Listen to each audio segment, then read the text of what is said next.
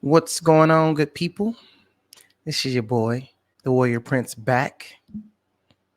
It's been a while. Took a little hiatus. Had to get some things reconfigured. Now I'm back. And today, I want to talk about what everybody else has been talking about. I want to speak about the Katt Willams interview. The one he did on Shannon Sharp, because he actually did an interview with Willie D prior to that. But it was on the Shannon Sharp interview that that basically took the internet by storm. And I want to take some time to talk about that because there's something that he spoke about that, to me, revealed two different mindsets within the Black community, and is why the Black community, in my humble opinion, is why I believe the Black community is dead. So I'm going to pull up a video and I'm going to react to it. And then we're going to go from there. Okay. So here we go.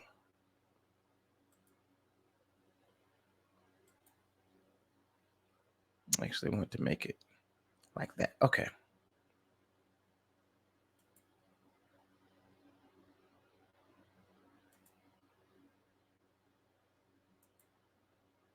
So here we go. That's the end goal. So if that's the end goal. Let me take that back, Sam. You financed your first stand-up. You had 20, it cost you 22,000. You had 25 to your name. Yep. Why did you decide to do that?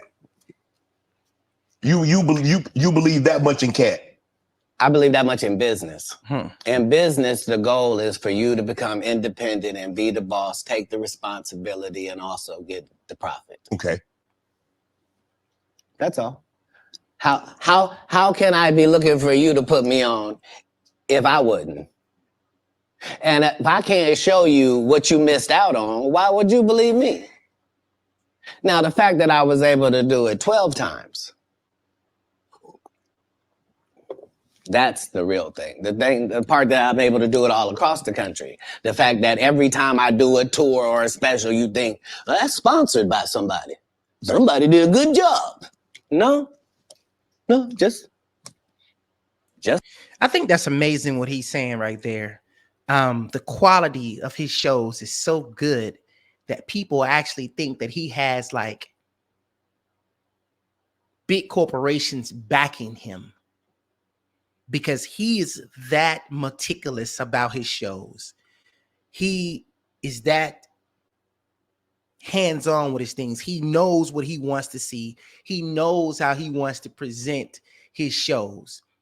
And it's that good of a great of a product that when he puts it out, everybody thinks that, you know, man, maybe he's backed by these people. Maybe he's backed by that people. And he's like, nah, I did it.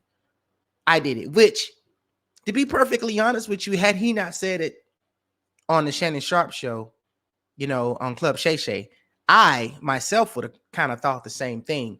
Now, I did know this about Katt. I did know that Katt Willams kind of marched to the beat of his own drum. I remember he did a special called The American Hustle, and he took like Lunel and the other artists out there with him. I knew it was something different then. I just didn't know to the extent in which he was doing everything himself. But he said about business that, hey, you know, you put up the money, you bet on yourself, you take all the risks, you reap all the rewards. And that's very interesting to me and telling to me because I don't know that most Black folks want to take all the risk. I think most Black people most Black people have been conditioned to believe that we can't do it on our own. And we need big sponsorship to obtain the type of success that our Caucasian counterparts obtain. And I just think that it's because we have been conditioned so badly to believe that we're not capable of excellence. And so whenever we start to see someone doing excellent or operating in excellence, we automatically assume that they have a white donor or a white sponsor. So I think that's pretty interesting. That's the guy they're kicking around. Just the one that might mentally not be all there. He's the one picking the outfits, writing this guy's material, booking the shows, making sure he gets there. He's the one hiring the other comedians. I wanna touch on that point to what he just said. He just said basically, you know, because they made Katt Williams out to be crazy. And one thing that I could say about this particular country is that whenever you don't march to that beat of the drum that they say you're supposed to march to, or whenever you start betting on yourself, or whenever you start just going against the grain or counterculture, they say that you're crazy. And so they'll put out things like, I remember they put out like Katt Williams is on drugs. And I guess if you didn't know him personally, that's what you would believe. Now, for me, one thing that I've come to realize in the last few years is that whenever the mainstream media or whenever the majority starts saying one thing collectively, more than likely it's not true. That's what I started to believe. You're like, whenever you see the popular answer out there, more than likely that's not it. More than likely it's something else. I've seen several prominent Black men get made out to be crazy because they don't believe in towing the line. Kyrie, for instance, Kanye, for instance, Katt Williams, for instance. I even go here to say Monique. They don't believe in towing the line. They believe in, no, I'm gonna do it differently. Problem is, the industry that most artists and movie stars and all of that in, matter of fact, everything in this country is not owned by us. So if you don't capitulate, then they're going to make you out to be this bad person. They're going to make you out to be crazy or evil or wicked. And we could possibly get somewhere if we started betting on ourselves. I knew that that's the end goal. So if that's the end goal and I'm there when I start, why would I deviate from that? Right. Remember, my goal was to get this far in Hollywood and still have a virgin asshole. And oh, shout out to Katt Williams, man. Oh, yeah, I don't know what to say about that, but never has sucked a penis. That was my only goal. I didn't want to get with a white woman because I was scared she might have me running down the street like Jonathan There Majors. you go. See, come on, Katt. Not because I didn't like white women. I think white women are as great as any other women. But I'm not going to act like I'm not scared of them. I have a reason to be scared. You could be Kang the Conqueror, and they could take your rabbit ass down in 2 weekends. And that's the truth of the matter. So I stayed away from that. And remember, I told you the drug story from when I'm in the park. Yeah. So these are just the things. I had all of those when I came in. I already was ready for that. I'm going to touch on what he just said there, because I feel very similar. It's not that I don't think white women are pretty. I think white women are just as pretty and all of that as other women, you know, if you like that sort of thing. But man, the stuff that you have to deal with, and especially it's already bad enough that if you get into any type of domestic as a black man, you can even get into, look at what he brought Jonathan Majors up, but this dude got found guilty because on 2 or 4 of the charges, because he was trying to get away from her.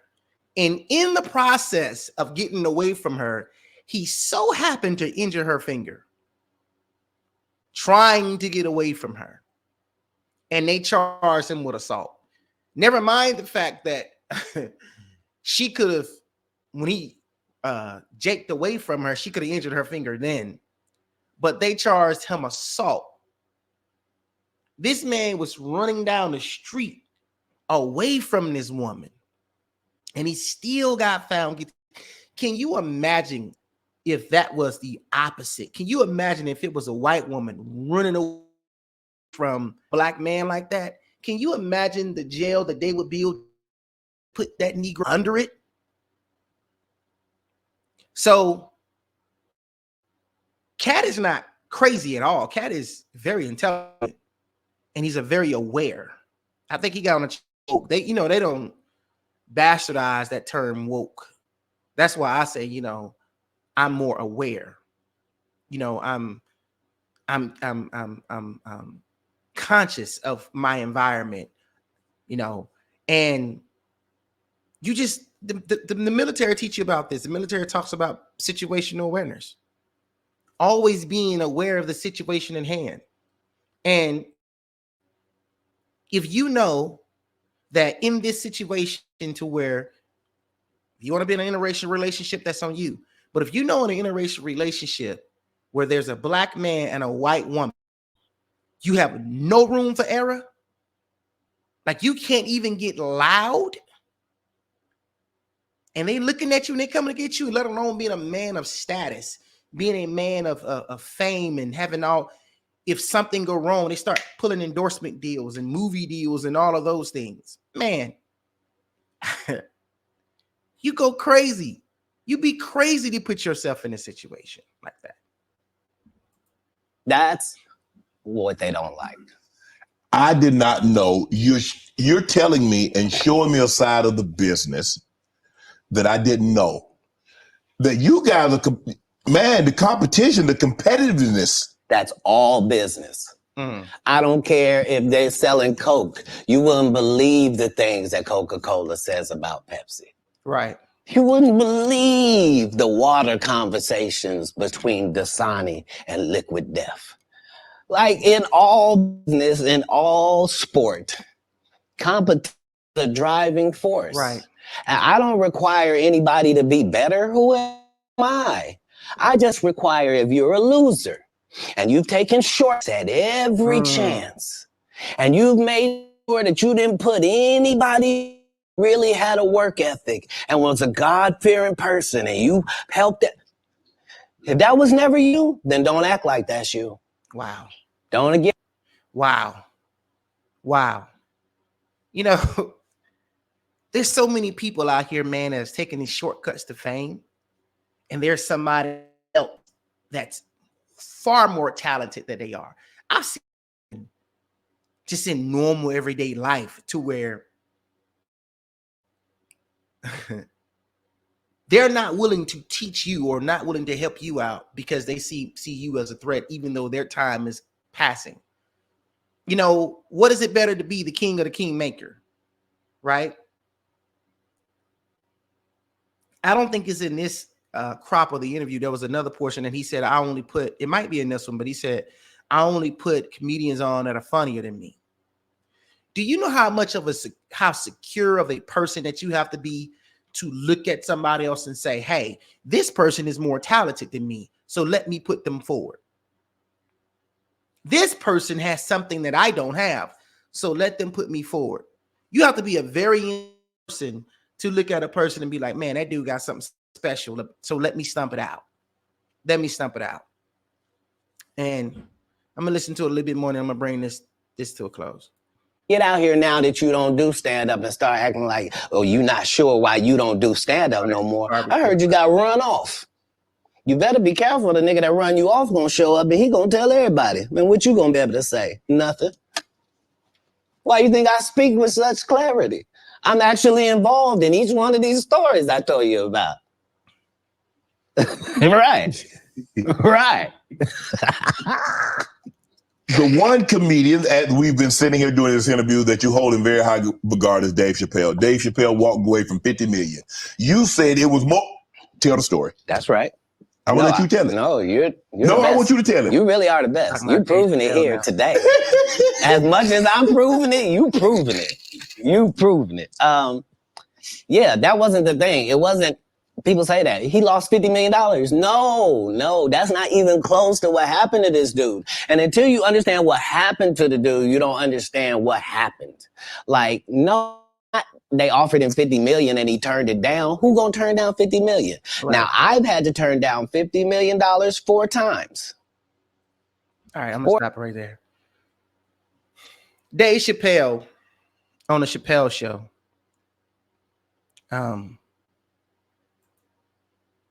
Dave Chappelle on the Chappelle Show.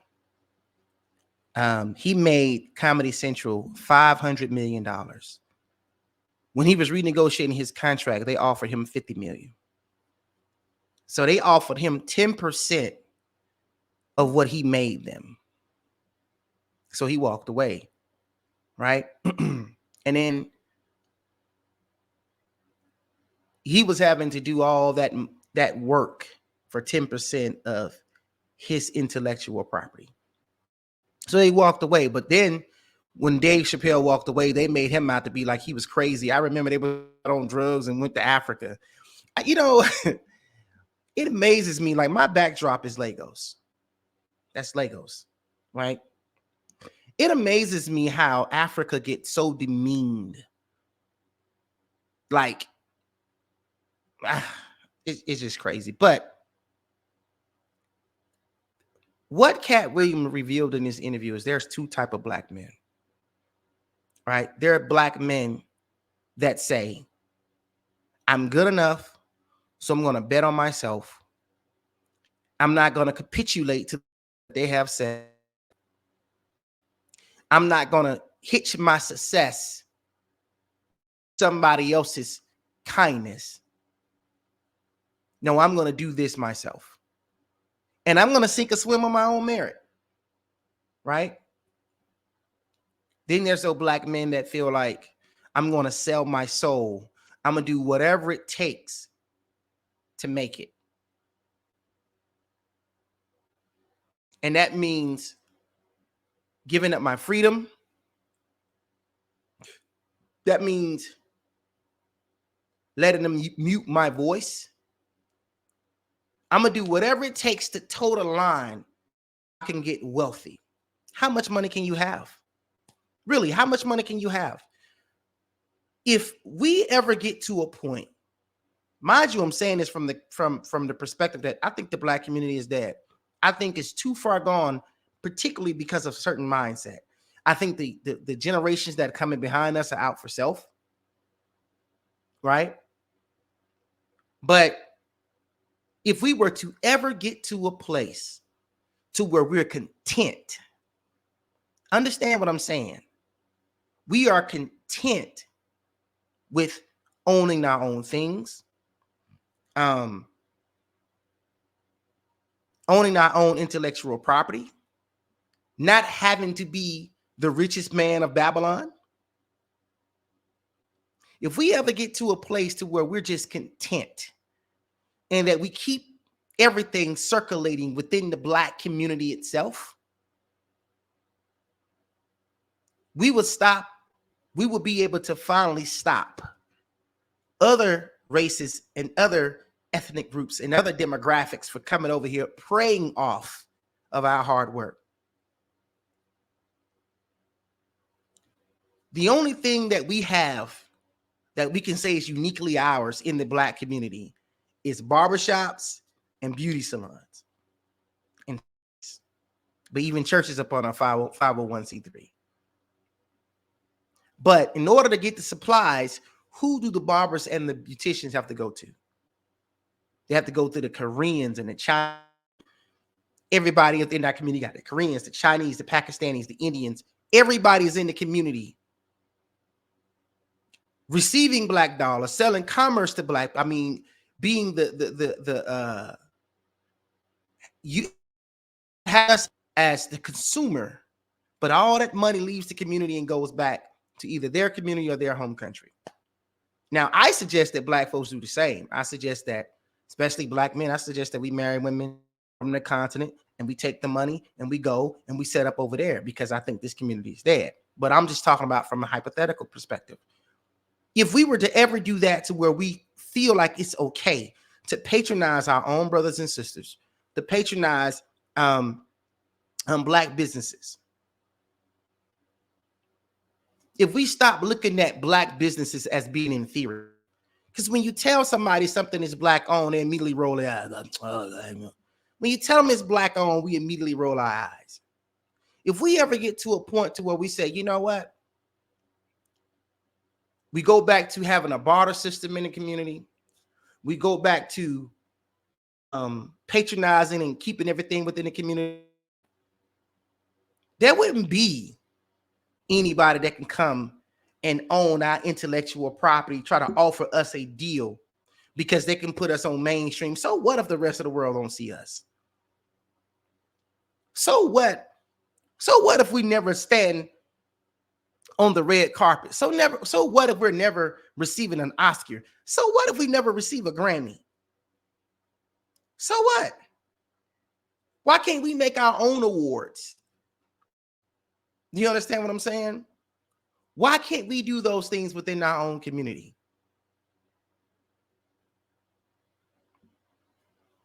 Anyway, I really appreciated the Katt Willams interview, his candidness, his openness, his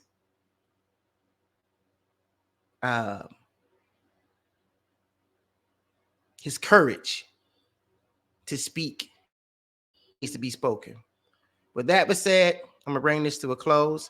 Thank y'all for checking in on my channel, my revamped channel. Good people.